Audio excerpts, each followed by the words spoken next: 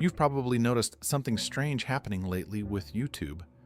Animation channels, faceless storytelling channels, even some well-established content creators are suddenly getting demonetized. No clear warning, no obvious violation, and sometimes not even a proper explanation that makes sense. What makes it even more confusing is that two channels can be doing almost the same thing. Same style, same format, same type of videos, yet one keeps growing while the other gets hit.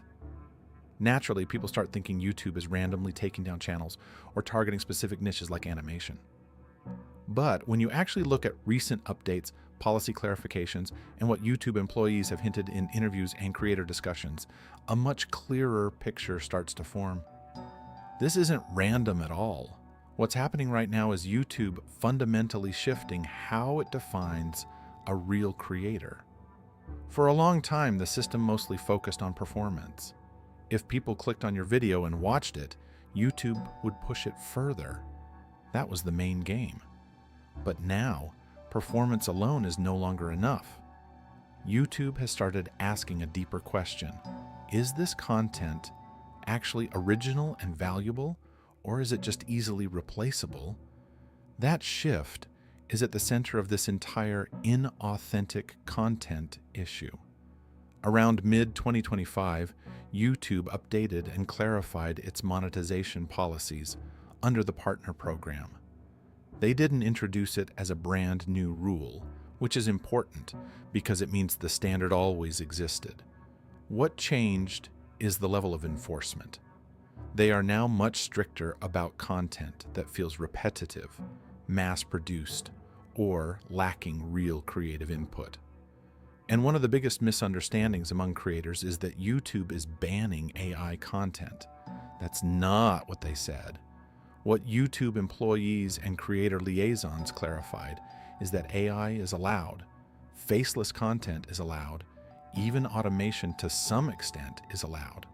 The problem is not the tool. The problem is when the final content feels like it was generated with minimal effort and no real originality. This is exactly where animation channels started getting affected more than others.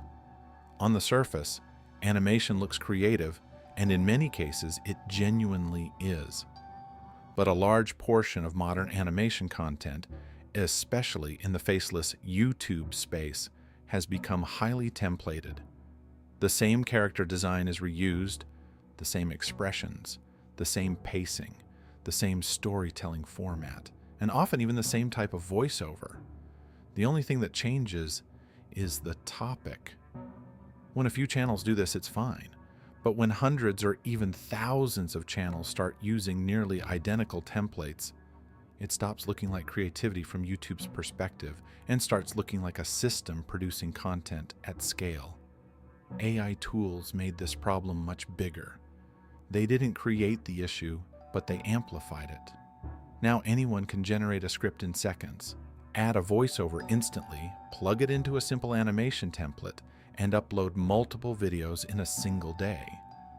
This led to a massive surge of content that is technically new, but feels exactly the same. And when the platform gets flooded with that kind of content, YouTube has to filter more aggressively to maintain quality for viewers and advertisers. To handle this, YouTube has been improving its detection systems. These systems don't just look at a single video anymore. They analyze patterns across your entire channel and even compare those patterns with similar channels across the platform. If your content starts looking too repetitive or too similar to a broader trend of mass-produced videos, it can get flagged as inauthentic. This is where things get complicated, because while many channels being demonetized are genuinely following low-effort, high-volume strategies, there are also cases where real creators get falsely flagged. Some creators are putting in real effort, writing their own scripts, and trying to add value, but still get hit.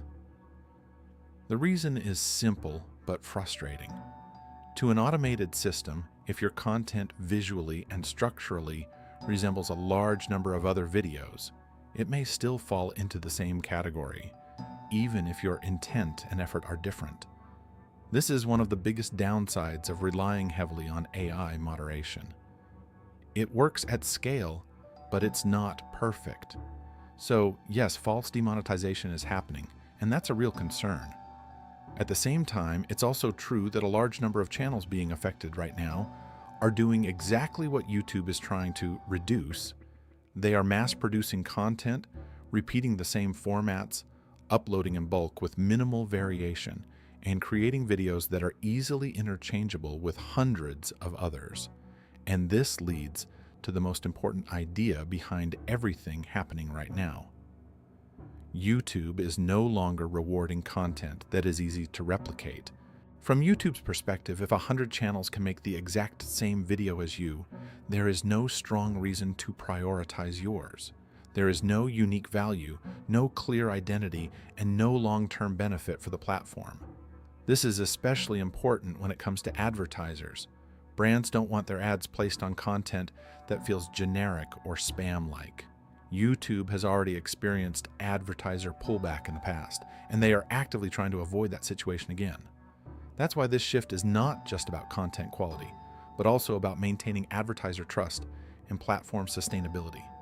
This is where the concept of identity becomes critical. YouTube is now prioritizing creators who have a clear, recognizable style.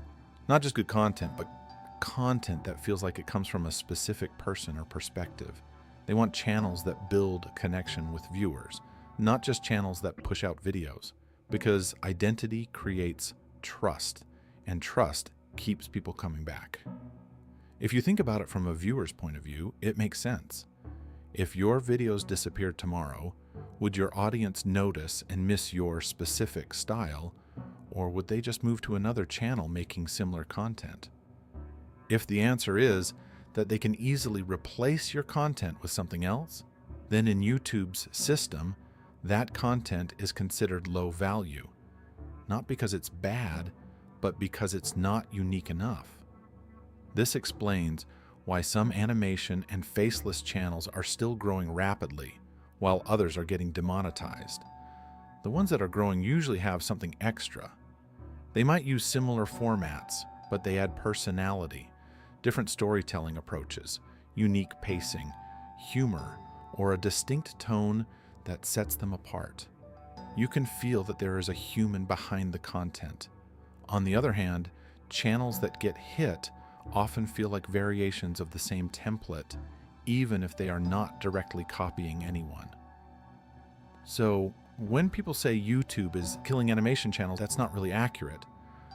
What's actually happening is that YouTube is filtering out content that feels mass-produced and prioritizing content that feels personal and original. The problem is that because the system is automated, it sometimes struggles to perfectly differentiate between the two, which is why some genuine creators get caught in the process. This situation feels confusing because both things are happening at the same time. Real creators are occasionally getting falsely flagged, while low-effort content farms are finally being restricted. From the outside, these cases can look very similar, which is why there is so much debate and frustration in the community right now. The reality is that the game has changed. You can no longer rely on templates, trends, or pure volume to grow consistently. Those strategies might still work in the short term, but they are becoming increasingly risky. What matters now is whether your content has a unique signal, something that clearly tells YouTube that this channel offers something different from the rest. In 2026, YouTube is no longer just asking whether people will click on your videos. It is asking whether people will come back specifically for you.